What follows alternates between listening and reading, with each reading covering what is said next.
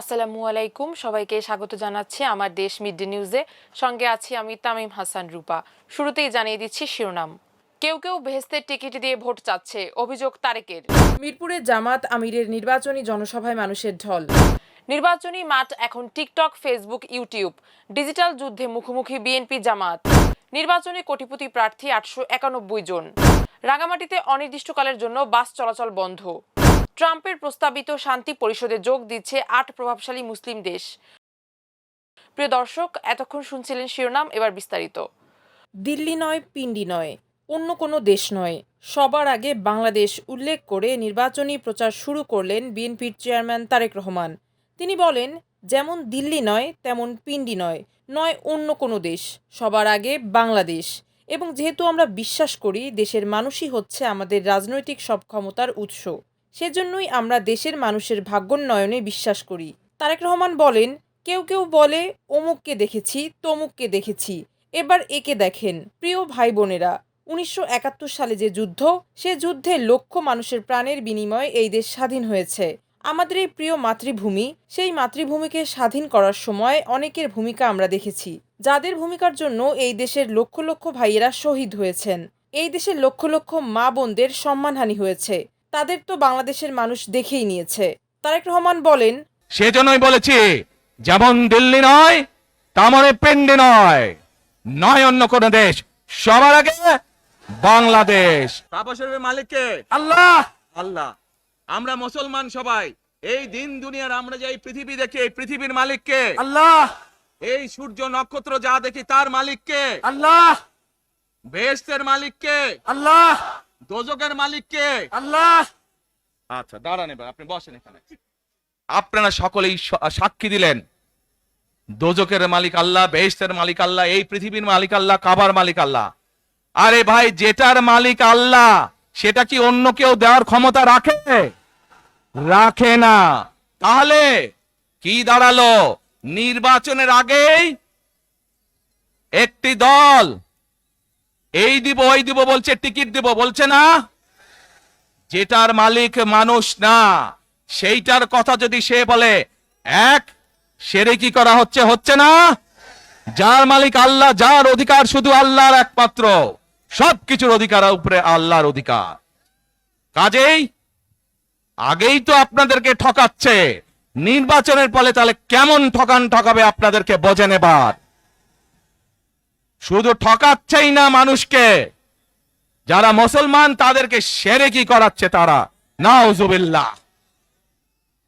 প্রিয় ভাই বোনেরা, কেউ কেউ বলে অমুককে দেখেছি তমুককে দেখেছি, এবার একে দেখেন। প্রিয় ভাই বোনেরা, 1971 সালের যুদ্ধ, যেই যুদ্ধে লক্ষ মানুষের প্রাণের বিনিময়ে এই দেশ স্বাধীন হয়েছে, আমাদের এই প্রিয় মাতৃভূমি, সেই মাতৃভূমিকে স্বাধীন করার সময় অনেকের ভূমিকা আমরা দেখেছি, যাদের ভূমিকার কারণে এই দেশের লক্ষ লক্ষ ভাইয়েরা শহীদ হয়েছে, এই দেশের লক্ষ লক্ষ মা বোনেরা তাদের সম্মান হানি হয়েছে। কাজে তাদেরকে তো বাংলাদেশের মানুষের মধ্যে দেখেই নিয়েছে। এখন প্রিয় ভাই বোনেরা, এই কুফরের বিরুদ্ধে, এই হঠকারিতার বিরুদ্ধে, এই মিথ্যার বিরুদ্ধে আমাদেরকে ঐক্যবদ্ধ হতে হবে। এর আগে বুধবার রাত 8টার দিকে আকাশপথে সিলেটে পৌঁছান বিএনপির চেয়ারম্যান। রাতেই তিনি হযরত শাহজালাল রহমাতুল্লাহ ও হযরত শাহপরান রহমাতুল্লাহ মাজার জিয়ারত করেন। পাশাপাশি হযরত শাহজালাল রহমাতুল্লাহ দরগাহ কবরস্থানে মুক্তিযুদ্ধের সর্বাধিনায়ক MAG ওসমানীর কবরেও শ্রদ্ধা জানান। এরপর তিনি দক্ষিণ সুরমার বিরাইমপুর গ্রামে শ্বশুরবাড়িতে যান। উল্লেখ্য, সর্বশেষ 2005 সালে সিলেট সফর করেছিলেন তারেক রহমান। দীর্ঘ 20 বছর পর সিলেটে ফিরে তিনি ত্রয়োদশ জাতীয় সংসদ নির্বাচনের প্রচার আনুষ্ঠানিকভাবে শুরু করলেন। ঢাকা 15 আসনের প্রার্থী ও জামায়াতে ইসলামীর আমির ডাক্তার শফিকুর রহমানের নির্বাচনী জনসভায় দলীয় নেতাকর্মীদের পাশাপাশি সাধারণ মানুষের ঢল নেমেছে। বৃহস্পতিবার দুপুর 2:50 রাজধানীর মিরপুর 10 নম্বরে আদর্শ স্কুল মাঠে আনুষ্ঠানিকভাবে জনসভার কার্যক্রম শুরু হয়। তবে তার আগেই খণ্ড খণ্ড মিছিল নিয়ে দাঁড়িপাল্লার স্লোগানের সঙ্গে সেখানে জমায়েত হন নেতাকর্মীরা। চলো একসাথে গড়ি বাংলাদেশ নির্বাচনী স্লোগানে আয়োজিত এই জনসভায় প্রধান অতিথির বক্তব্য রাখবেন জামায়াতের আমির ও ঢাকা 15 আসনের প্রার্থী ডাক্তার শফিকুর রহমান। এতে 10 দলীয় ঐক্যের বিভিন্ন দলের শীর্ষ নেতারা উপস্থিত হয়েছেন। এদিকে মিরপুরের জনসভার মধ্য দিয়ে একটানা 4 দিনের নির্বাচনী কর্মসূচি শুরু করলেন জামায়াত আমির। শুক্রবার থেকে তিনি উত্তরাঞ্চলে সফর করবেন। 25 জানুয়ারি ফের ঢাকার বিভিন্ন আসনে নির্বাচনী গণসংযোগ করবেন জামায়াত আমির ডাক্তার শফিকুর রহমান। বাংলাদেশের সাম্প্রতিক নির্বাচনী রাজনীতির সবচেয়ে বড় যুদ্ধক্ষেত্র আর মাঠ ময়দান বা জনসভায় সীমাবদ্ধ নেই। এখন তা ছড়িয়ে পড়েছে টিকটক, ফেসবুক, ইউটিউব ও ইনস্টাগ্রামের স্ক্রিনে। ছন্দময় গান, শর্ট ভিডিও, আবেগী সাক্ষাৎকার ও ব্যঙ্গচিত্রে ভর করে রাজনৈতিক দলগুলো তরুণ ভোটারদের মন জয়ের প্রতিযোগিতায় নেমেছে। আল জাজিরায় প্রকাশিত এক এক্সপ্লেইনারে বলা হয়, নভেম্বরের শুরুতে সামাজিক যোগাযোগ মাধ্যমে ভাইরাল হওয়া একটি গান প্রথম নজর কাড়ে। গানটির কথায় উঠে আসে নৌকা, ধানের শীষ আর লাঙল দেখা শেষ, দাঁড়িপাল্লাই এবার গড়বে বাংলাদেশ। এই বার্তা গ্রামীণ জীবনের চিত্র মনে হলেও এটি মূলত জামায়াতে ইসলামী সমর্থিত একটি রাজনৈতিক প্রচার সঙ্গীত। এখানে নৌকা আওয়ামী লীগের, ধানের শীষ বিএনপির এবং লাঙল জাতীয় পার্টির নির্বাচনী প্রতীক। এসব দলকে প্রত্যাখ্যান করতে চায় জনগণ, এমন বার্তাই দেয়া হয় গানটিতে, এবং জামায়াতের প্রতীক দাঁড়িপাল্লাকে সামনে আনা হয় নতুন বিকল্প হিসেবে। গানটির নির্মাতা ও সঙ্গীত শিল্পী লন্ডন প্রবাসী HAL বান্না। তিনি আল জাজিরাকে বলেন, এটি প্রাথমিকভাবে ঢাকায় একজন প্রার্থীর জন্য তৈরি করা হয়েছিল। মানুষ যখন এটি শেয়ার করতে শুরু করে তখন অন্যান্য প্রার্থীরা বুঝতে পারেন যে এটি সাধারণ ভোটারদের আকৃষ্ট করেছে। ফলে ভাইরাল হওয়ার পর বিভিন্ন প্রার্থী এটি ব্যবহার করতে শুরু করেন। জামাতের গানের পাল্টা হিসেবে বিএনপিও প্রকাশ করেছে তাদের নির্বাচনী সঙ্গীত। এতে বলা হয়, আমার আগে আমরা, আমাদের আগে দেশ, ক্ষমতার আগে জনতা, সবার আগে বাংলাদেশ। পাশাপাশি 2024 সালের আন্দোলন থেকে জন্ম নেয়া ন্যাশনাল সিটিজেন পার্টির অফিসিয়াল গানটিও সামাজিক মাধ্যমে ভাইরাল হয়। আগামী 12 ফেব্রুয়ারি অনুষ্ঠিত হতে যাচ্ছে জাতীয় নির্বাচন, যেখানে মূল লড়াই বিএনপি ও জামাত নেতৃত্বাধীন জোটের মধ্যে।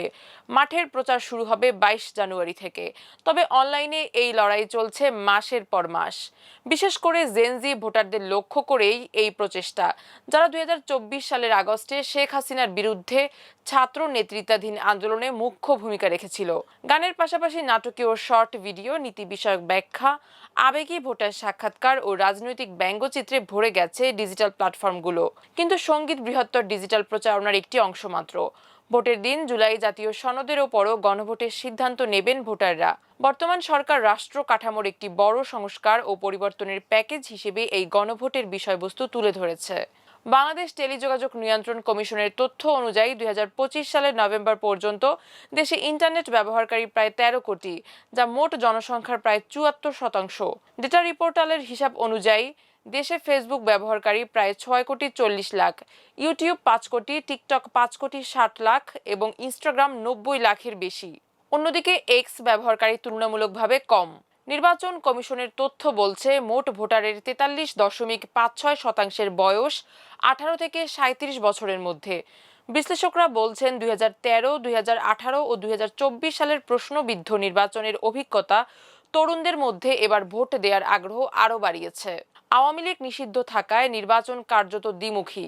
একদিকে বিএনপি নেতৃত্বাধীন জোট, যারা এর আগে 3 বার ক্ষমতায় আসায় নিজেদের অভিজ্ঞ শাসক হিসেবে তুলে ধরছে। অন্যদিকে রয়েছে জামাত নেতৃত্বাধীন জোট, যেখানে এনসিপিও রয়েছে।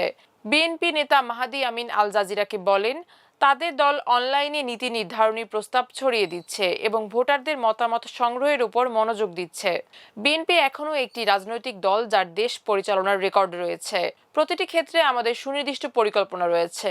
অনলাইনে সম্পৃক্ততা বৃদ্ধির জন্য বিএনপি matchmypolicy.com এর মতো ওয়েবসাইট চালু করেছে, যেখানে ভোটাররা প্রস্তাবের পক্ষে বিপক্ষে মত জানাতে পারেন।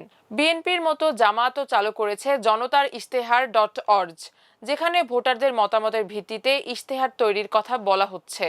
জামাত নেতা জুবায়ের আহমেদ বলেন, আমরা যে পরিকল্পনা নিয়েছি তা অন্যদের সঙ্গে শেয়ার করার জন্য অনলাইন প্রচেষ্টার দিকে দৃষ্টি দিয়েছি। আমরা অন্যদেরও পর্যবেক্ষণ করি, কিন্তু অনুসরণ করি না। আমাদের প্রতিযোগিতা হবে বুদ্ধিবৃত্তিক। হিউম্যানিটেরিয়ান অ্যান্ড ডেভেলপমেন্ট রিসার্চ ইনিশিয়েটিভের একজন অ্যাডজাঙ্ক্ট ফেলো মুবাশশার হাসান দুটি প্রচারণার কৌশলগুলোতে আপাত দৃষ্টিতে ভিন্ন ভিন্ন বিষয়ের দিকে ইঙ্গিত করেছেন। তিনি বলেন, বিএনপি মূলত তাদের প্রতিশ্রুতি ছোট ভিডিও ও গ্রাফিক কার্ডে তুলে ধরছে, যেমন নারী কৃষকদের জন্য নানা সুবিধা দেওয়ার অংশ হিসেবে ফ্যামিলি কার্ড বা ফার্মার কার্ড কর্মসূচি। অন্যদিকে জামাত ঘেঁষা কন্টেন্টে বিএনপিকে আওয়ামী লীগের মতোই দেখানোর দিকে জোর দেওয়া হচ্ছে বেশি। ফ্যাক্ট চেক আউটলেট দ্য ডিসেন্টের সম্পাদক কদরুদ্দিন শিশির বলেন, জামাত সমর্থিত অনলাইন প্রচারণাগুলোতে ভারত বিরোধী বার্তাগুলোকেও কাজে লাগানোর চেষ্টা করা হচ্ছে। এই বিষয়গুলো ক্রমবর্ধমানভাবে জামাতের ভিত্তির বাইরে তরুণ ব্যবহারকারীদের মধ্যে মিম ও কপি করা ফরম্যাটের মাধ্যমে ছড়িয়ে পড়ছে। তবে অনলাইন যতই শক্তিশালী হোক, মাঠের প্রচার এখনো অপরিহার্য বলে মনে করেন HAL বান্না। তার ভাষায়, অনলাইন প্রচারণা অফলাইনে মানুষের মধ্যে আলোচনার বিষয় ঠিক করে দেয়, আর তরুণ ভোটারদের ক্ষেত্রে সেটাই জয় পরাজয়ের পার্থক্য গড়ে দিতে পারে। ট্রান্সপারেন্সি ইন্টারন্যাশনাল বাংলাদেশ TIB জানিয়েছে, ত্রয়োদশ জাতীয় সংসদ নির্বাচনে কোটিপতি প্রার্থী 891 জন, শতকোটির প্রার্থী 27 জন, মোট প্রার্থীর 25% ঋণ বা দায় আছে। বৃহস্পতিবার সকালে রাজধানীতে নির্বাচন 2026 নির্বাচনী হলফনামায় প্রার্থী পরিচিত শীর্ষক সংবাদ সম্মেলনে TIBর তৌহিদুল ইসলাম জানায়, জাতীয় নির্বাচনে এবার 51 রাজনৈতিক দলের 1981 জন প্রার্থী নির্বাচনের প্রতিদ্বন্দ্বিতা করছেন। সৌদিয়া পরিবহন ও রাঙামাটি মোটর মালিক সমিতির দ্বন্দ্বে রাঙামাটির সঙ্গে অনির্দিষ্টকালের জন্য সব ধরনের বাস চলাচল বন্ধ রেখেছে রাঙামাটি চট্টগ্রাম মোটর মালিক সমিতি। বৃহস্পতিবার সকাল থেকে সারা দেশের সঙ্গে যাত্রীবাহী বাস চলাচল বন্ধ রেখেছে সমিতি। এতে বিপাকে পড়েছে এসব রুটে যাত্রী ও স্কুল কলেজগামী ছাত্রছাত্রীরা। জানা গেছে, সৌদিয়া পরিবহন তাদের দুটি বাস রাঙামাটি ঢাকা রুটে যাত্রী পরিবহন শুরু করলেও মালিক সমিতিতে টোকেন ফি জমা দিচ্ছিল না। ফলে বুধবার সমিতি সৌদিয়া কাউন্টার বন্ধ করে দেয়। পরে প্রশাসনের হস্তক্ষেপে তা চালু করা হয়। এর প্রতিবাদে কোনো প্রকার পূর্ব ঘোষণা ছাড়াই সকাল থেকে বাস চলাচল বন্ধ করে দেয় মালিক সমিতি। বিশ্ব রাজনীতিতে নতুন মেরুকরণ ঘটিয়ে যুক্তরাষ্ট্রের প্রেসিডেন্ট ডোনাল্ড ট্রাম্পের প্রস্তাবিত বোর্ড অব পিস বা শান্তি পরিষদে যোগ দেওয়ার আনুষ্ঠানিক ঘোষণা দিয়েছে মুসলিম বিশ্বের 8টি প্রভাবশালী দেশ। বুধবার দেশগুলোর পররাষ্ট্রমন্ত্রীরা এক যৌথ বিবৃতির মাধ্যমে এই ঐতিহাসিক সিদ্ধান্ত জানান।